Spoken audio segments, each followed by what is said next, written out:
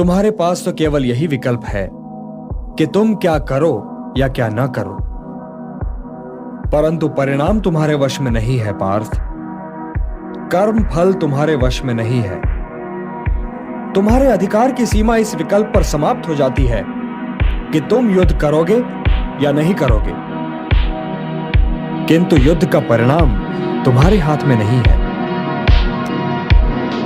यदि तुम विजय चाहो भी तो यह आवश्यक नहीं कि विजय तुम्हारी ही हो जाए, तुम्हारी पराजय भी हो सकती है। किंतु यदि तुम विजय से मोहित नहीं होगे तो पराजय से भी नहीं घबराओगे। यदि तुम ये सोचो पार्थ कि चाहे विजय हो चाहे पराजय, किंतु तुम तो केवल इसलिए युद्ध कर रहे हो कि युद्ध करना तुम्हारा कर्तव्य है, तो विजय के सुख या पराजय के दुख का प्रश्न ही नहीं उठता। विजय और पराजय, जीवन और मृत्यु, सुख और दुख के प्रश्नों में ना उलझो और युद्ध करो। यदि इस युद्ध में तुम्हारी विजय हुई तो पृथ्वी का राज्य और यश भोगोगे, और यदि वीर गति को प्राप्त हुए तब भी यश के साथ साथ स्वर्ग पाओगे। इसलिए हे कौन्तेय, उठो, सुख दुख, लाभ हानि, जय पराजय सबको समान समझो और युद्ध करो, कि यही तुम्हारा क्षत्रिय कर्तव्य भी है और मानव धर्म भी। और जो न विजय से सुखी हो और न पराजय से दुखी, वही स्थित प्रज्ञ है, यही कर्म योग है। तुम सर्वश्रेष्ठ धनुर्धर हो, परंतु यदि तुम्हारा आखेट तनिक भी इधर से उधर हो जाए तो तुम चूक जाओगे। तुम्हारा अधिकार तुम्हारे बाण संधान पर है, तुम्हारा अधिकार तुम्हारी दृष्टि पर है, परंतु उस मृग पर तुम्हारा कोई अधिकार नहीं जिसकी ओर तुम बाण चला रहे हो।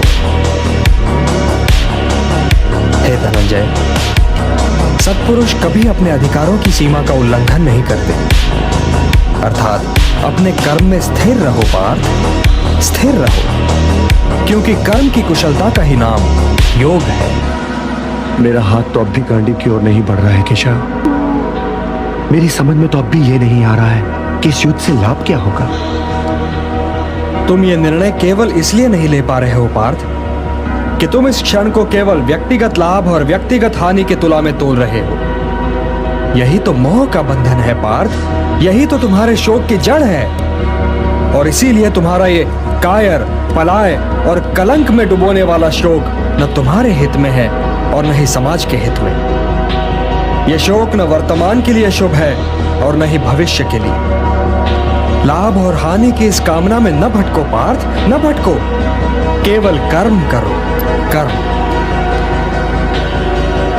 हे पार्थ, सामान्य पुरुष विषय का ध्यान करता है और विषय का ध्यान उसे आसक्त बना देता है। इस आसक्ति या लगाव से काम का जन्म होता है। जब काम की पूर्ति नहीं होती तो क्रोध उत्पन्न होता है। जब क्रोध उत्पन्न होता है तो विषय के प्रति मोह और बढ़ जाता है, और जब मोह और बढ़ जाता है पार्थ, तो सोचने की शक्ति भटक जाती है।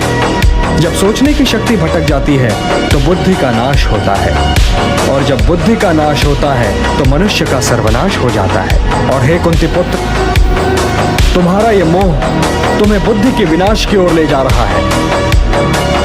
तनिक सोचो पार्थ कि जिसके पास बुद्धि ही ना होगी उसे शांति कैसे मिल सकती है। वो तो शांति और अशांति में अंतर ही नहीं कर सकता, और जो शांति को अशांति से अलग तक नहीं कर सकता, वो भला कैसे सुखी हो सकता है। हे पार्थ, जैसे पवन के झोंके नाव को भटका देते हैं, वैसे ही कामनाएं बुद्धि को भटका देती हैं।